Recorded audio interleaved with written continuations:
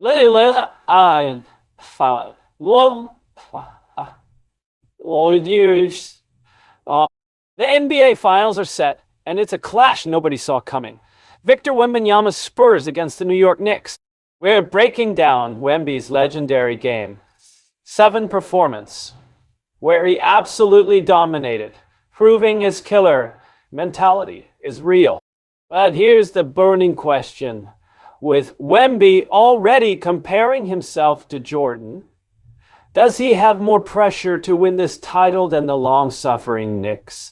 Our analysts go off on who's truly under the microscope in this historic matchup.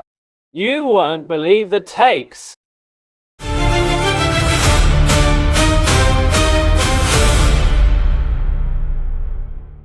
Evan Cohen with you. You can jump in on the show at 888-SAY-ESPN, 888-729-3776. Has a lot of conversation, of course, about the NBA Finals. Good morning, Smalls. Good morning, CC. Good morning, Evan. Good morning, Smalls. It is the matchup that everybody can get excited about in the NBA Finals. When you have the most dominant force in all of the sport in Victor Wembanyama going up against maybe the most likable team this postseason in the New York Knicks, and arguably the most passionate fan base in the entire league. Mm-hmm. And then you have the world's greatest arena, Madison Square Garden, as the stage for 3 NBA Finals games. Smalls, it doesn't get any better than this. No, this is everything we love about sports, CC and Ev. Good morning.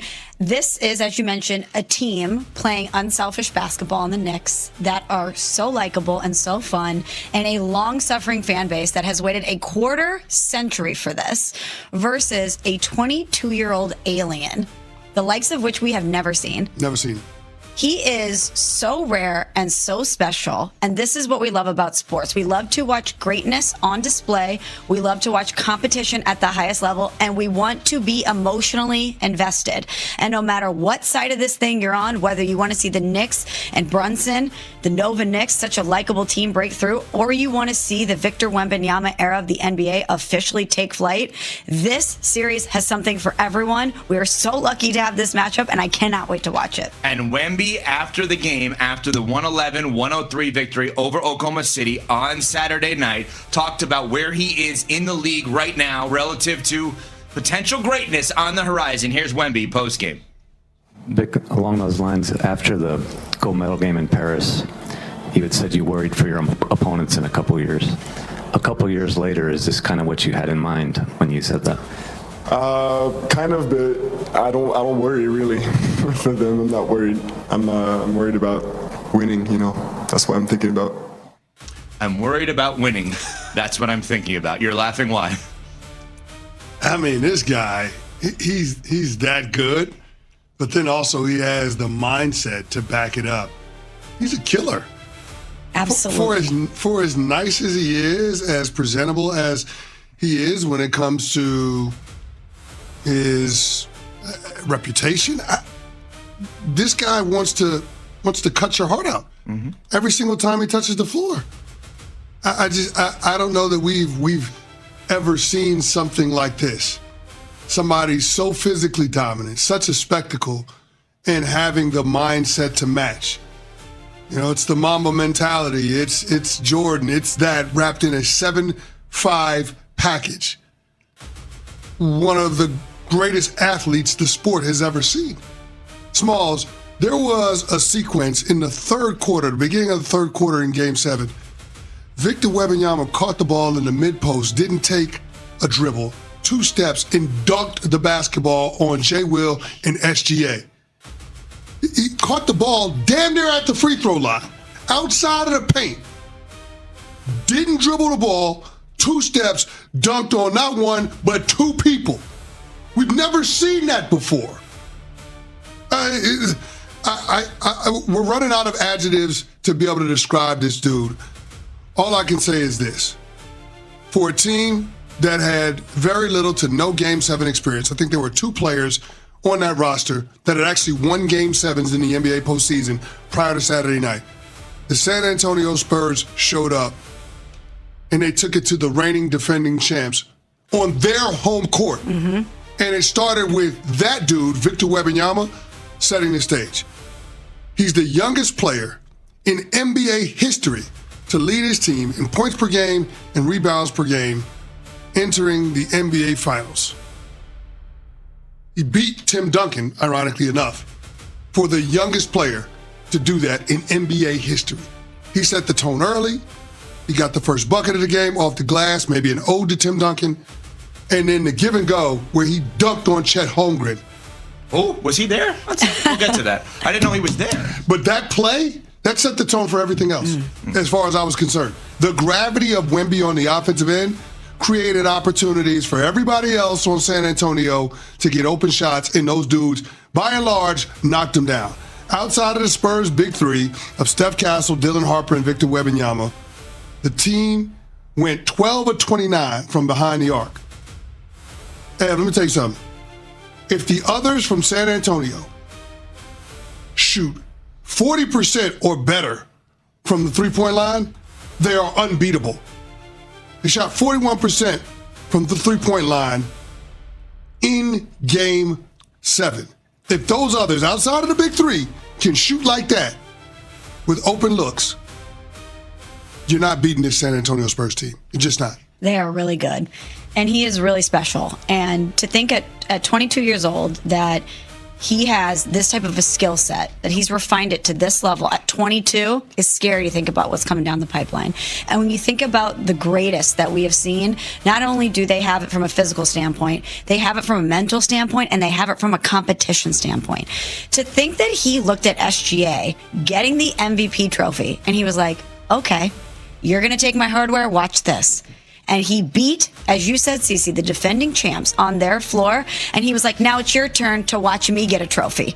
I'm going to get the Western Conference Finals MVP trophy because I'm a competitor and that bothers me, that I think you bested me. Watch this. I also cannot emphasize how impressed I am with who Victor Wembanyama is as a person. The fact that he is so open about not having to carry a burden of hiding his emotions, that he is showing us his emotions, how he talked about digging into anger and jealousy and acknowledging that he feels this way against his competition, to watch him tell his teammates, I'm proud of you, and cry like that. This is important. It's important for young athletes to recognize that it's cool to care, that nonchalance is not it. That if you want something and you're going to dig deep and work for it and you achieve it, that it's okay to feel, especially for young men. I think it's really, really special. I'm glad you brought that up, Smalls, because this postseason, I think we saw the growth from Wemby from an emotional standpoint. And it's important to allow yourself as a high-level athlete to let those emotions flow through you, but not to let those emotions take over you. And we saw that in the Western Conference semis. Those emotions take over Victor Wembanyama. Game 4 against the Minnesota Timberwolves, where he ends up getting ejected because he elbows Naz Reid in the face. Right. And I said it in real time. I said, that might be the worst thing to happen to the West of the Western Conference. Wemby getting tossed in the second quarter of that game, because it's going to be an introspective moment for him. He's going to take inventory. He's one of the smartest players, one of the smartest people in the entire league. He's going to learn from that moment, a teachable moment, and apply those lessons to future opportunities. And he was able to do that. So much so that he positioned his team to win games 1 and game 7 on the road against the defending champs, who we said in their own right should be considered an all-time great team. A team that had the back-to-back MVP. They found a way to best them. And that's because Victor Wembanyama, the athleticism, the mentality, also the emotions, the heart and the spirit, set the tone for his team.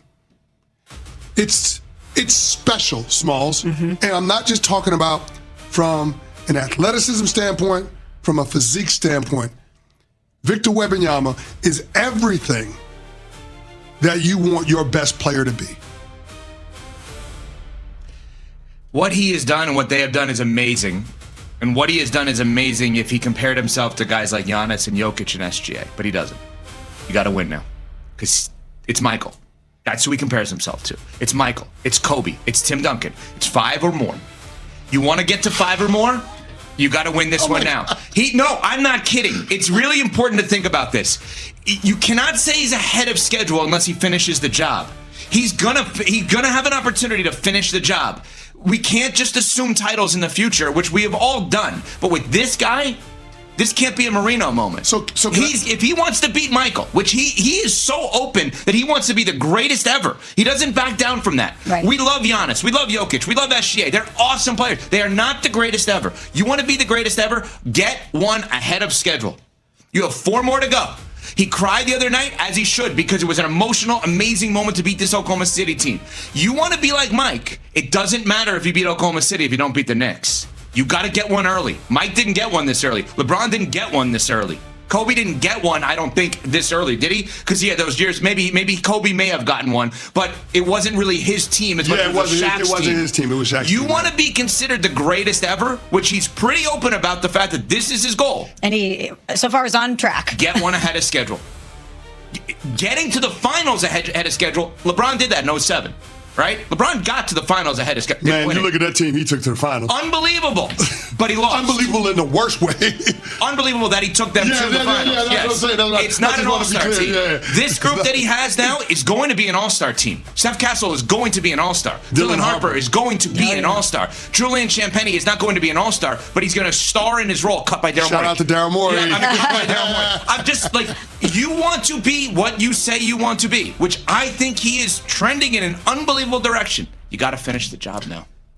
So if I'm picking up what you're putting down, you're saying that Wemby is under more pressure to win this finals than the New York Knicks? Not even close. And I'll tell you why. What? Whoa. The New York Knicks are not a historically great franchise relative to winning. The Spurs. That's a hot take. Get the pre-take music cranking, guys. This is the most obvious take in the world. This is the most obvious take in the world. No, the New York Knicks are not a winning franchise historically. They have already won. The Knicks have done an unbelievable job. They have proved everyone, including me, wrong.